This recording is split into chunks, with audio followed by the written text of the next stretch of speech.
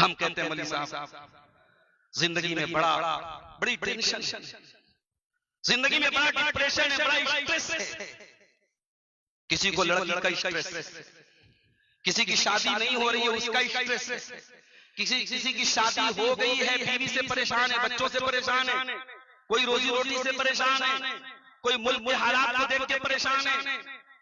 ये जो स्ट्रेस है, ये जो दिमाग पे तुम्हारे जो टेंशन है, आओ मैं तुमको बताता हूं इस टेंशन को दूर करने का तरीका क्या है।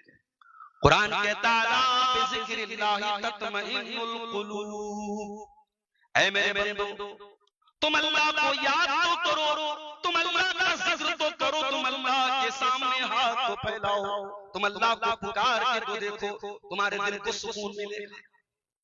ऐ नशा करने वालों, ऐ शराब में सुकून ढूंढने वालों, ऐ ड्रग्स में सुकून ढूंढने वालों, ऐ कोकीन के पाउडर में सुकून तलाश करने वालों, ऐ गुटखा खा खा के अपने मन को शांति देने वालों, तेरे मन को शांति तो नहीं मिलेगी। हाँ, तेरा शरीर जरूर बर्बाद हो जाएगा, तेरा जिस्म जरूर बर्बाद हो जाएगा, तू न बीवी के काबिल बचेगा, न बच्चों के काबिल बचेगा, तू अपने आप को सुसाइड की तरफ लेके जा रहा है। स्मोक का नशा करने वाला, शराब का नशा करने वाला, गुटखा खाने वाला अपने आप को कैंसर की तरफ लेके जा रहा है, अपने आप को मौत की तरफ लेके जा रहा है। और मेरा अल्लाह कुरान में कहता है वला तुल्कू बिअयदीकुम इला तहलुका, मेरे बंदो अपनी जान को हलाकत में न डालो, सुसाइड न करो, आत्महत्या न करो। ये जान हमने दी है, ये जिंदगी हमने दी है, इसे खुद से बर्बाद मत करो।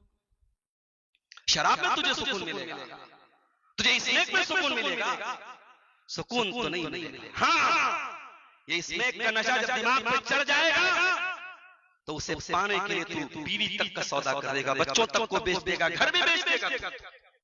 ये तेरे शरीर को भी बर्बाद करेगा, तेरी रूह को भी बर्बाद करेगा, तेरे मन को भी बर्बाद करेगा। ऐ सुकून की तलाश में नशा करने वालों, ये नशा तुम्हें सुकून नहीं देगा।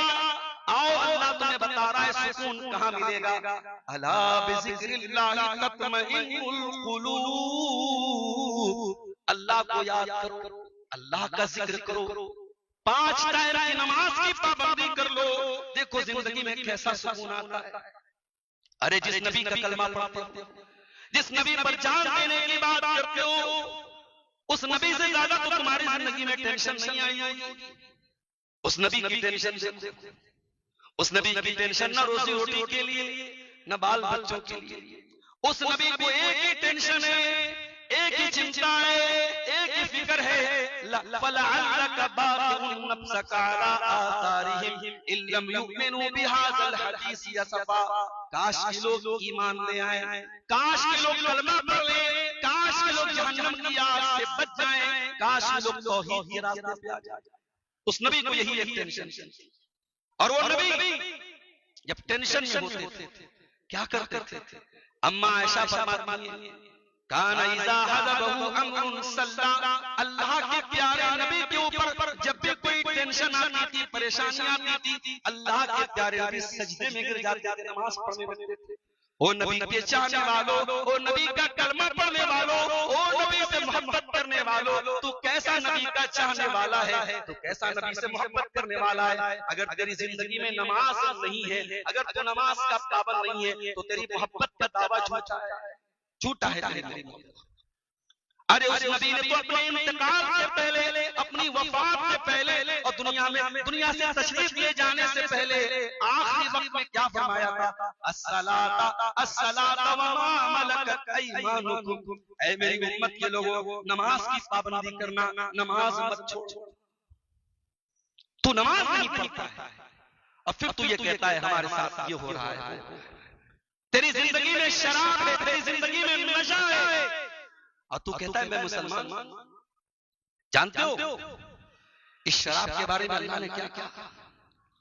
शराब एक बार में हराम नहीं, शराब 3 बार में हराम। जब किसी चीज की लत लग जाती है ना, आसानी से नहीं छूटती। अल्लाह ताला ने शराब को इकट्ठे हराम नहीं किया, अल्लाह ने स्टेप बाय स्टेप हराम। शराब के बारे में पहली आयत कौन सी नाज़िल हुई? सूरह बकरा की नाज़िल। यसअलूनका अनिल खम्रि वल मैसिर कुल फीहिमा इस्मुन कबीर, ऐ पूछते हैं शराब के बारे में, जुआ के बारे में, ऐ नबी आप बता दीजिए उसमें कुछ तो फायदा है, कुछ तुमको फायदा मिलता है, लेकिन बहुत बड़ा गुनाह है।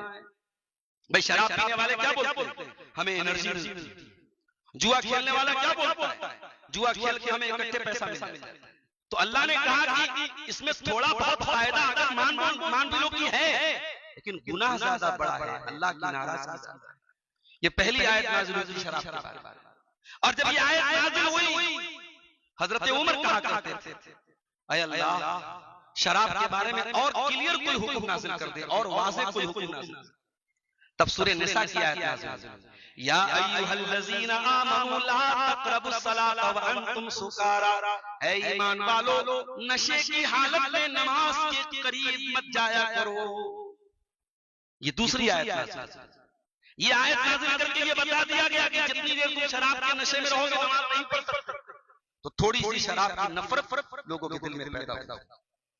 फिर फाइनल आयत नाज़िल हुई सूरह माइदा, या अय्युहल्लज़ीना आमनू इन्नमल खम्रु वल मैसिरु वल अंसाबु वल अज़लामु रिजसुम मिन अमलिश शैतान।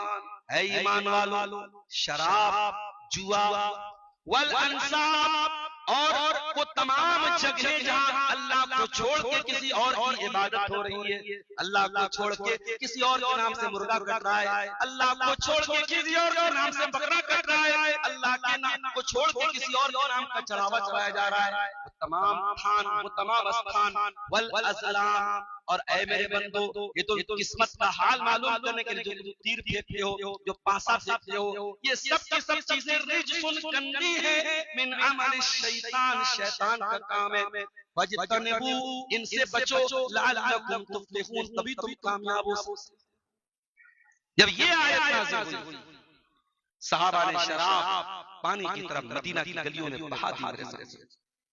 शराब के बर्तन तोड़ दिए साहबा ने, अपने घर में शराब के बर्तन, एक मटका, एक घड़ा भी नहीं रखा, सब फेंक दिया, ताकि नहीं, जब शराब हराम है तो शराब का बर्तन भी हम नहीं।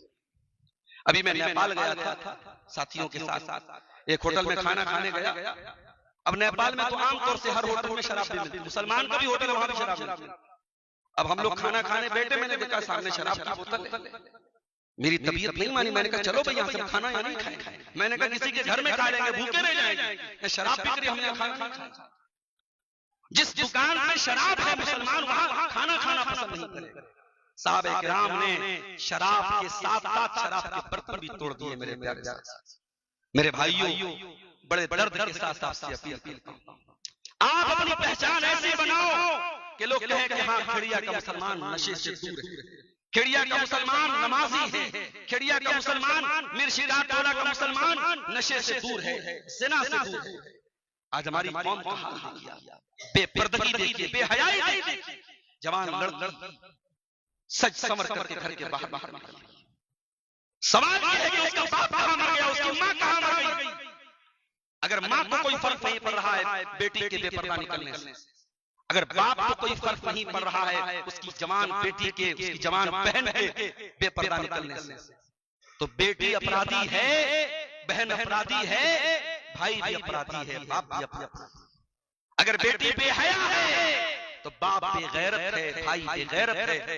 अल्लाह के नबी ने फरमाया कयामत के दिन 3 ऐसे लोग होंगे जिन तरफ अल्लाह ताला न तो देखेगा, न बात करेगा, न पाक और साफ करेगा। कौन लोग होंगे? नंबर 1 अल-आक़ लिवालिदैहि, अपने माँ बाप से रिश्ता तोड़ने वाला। नंबर 2 अल-मरअतुल मुतरज्जिला, मर्दों की नकल करने वाली औरत।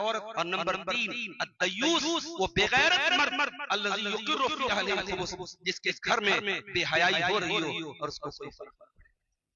मुसलमानों हया वाले बनो। इस मोबाइल ने आपको नंगा कर दिया, इस मोबाइल ने आपकी बच्चियों को बेहया बना दिया। इस मोबाइल को ये काम मत करने दो मेरे साथ। अपनी हया की हिफाजत करो, अपने आप को हयादार बनाओ, अपने बच्चों को हयादार बनाओ। जिस नबी का हम कलमा पढ़ते हैं, जिस नबी पर हम जान छिड़कते हैं, उस नबी का आलम क्या था, उस नबी का हाल क्या था। हजरत अबू सईद खुदरी कहते हैं काना अशद्द हयाअन मिनल अज़राइल फी ख़िद्रिहा, अल्लाह के प्यारे हबीब सल्लल्लाहु अलैहि वसल्लम कुंवारी लड़की से भी ज्यादा शर्म हया करने वाले थे। तो ये चार बड़ी बड़ी चीजें हैं, इस पर हम कंट्रोल पा लें।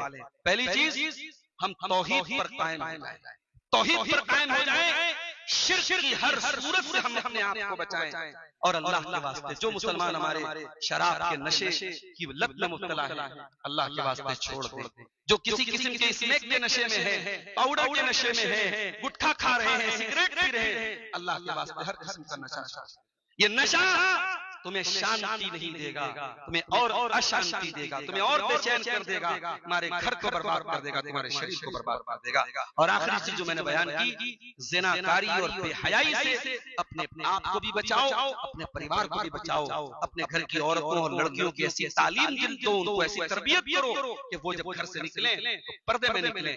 अल्लाह से दुआ है रब्बुल आलमीन हम सबको अपनी जिम्मेदारियों को समझने की तौफीक अता फरमाए। रब्बुल आलमीन हमें से जो बीमार हैं उनको शिफाए कामिला अजला अता फरमाए।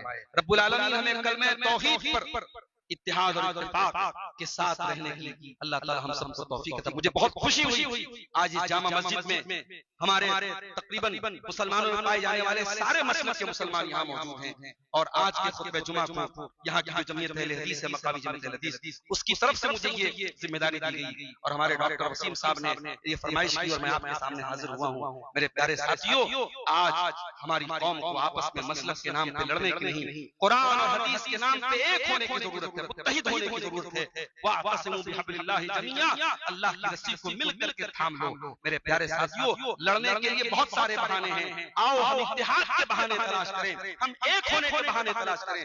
और एक होने का एक ही बहाना है, हम रब के कुरान को थाम लें और मुस्तफा के फरमान को थाम लें। अल्लाह ताला हम सबको कुरान और सुन्नत पे चलने की तौफीक अता फरमाए। रब्बुल आलमीन हमें नमाज जो नहीं पढ़ते हैं, अल्लाह ताला उनके दिलों में नमाज की मोहब्बत पैदा फरमा दे। रब्बुल आलमीन जो नमाजी हैं उनको सही तरीके से, सुन्नत तरीके से उन्हें तहकीक करने की, पढ़ने की, मुताला करने की और नबी के तरीके को अपनाने की अल्लाह ताला उनको तौफीक अता फरमाए। प्यारे रसूल की सच्ची मोहब्बत हम सबके दिलों में पैदा फरमा दे। प्यारे रसूल के सहाबा की, प्यारे रसूल के अहले बैत की सच्ची मोहब्बत अल्लाह हमारे दिलों में पैदा फरमा दे। हर किस्म की बिदअत से, खुराफात से और गलत कामों से अल्लाह हम सबकी हिफाजत फरमाए। अल्लाह जब तक हमें दुनिया में जिंदा रखे, इस्लाम पर जिंदा रखे और हमारा खात्मा ईमान पर हो। आमीन व आखिर दावाना अनिल हम्दुलिल्लाहि रब्बिल आलमीन।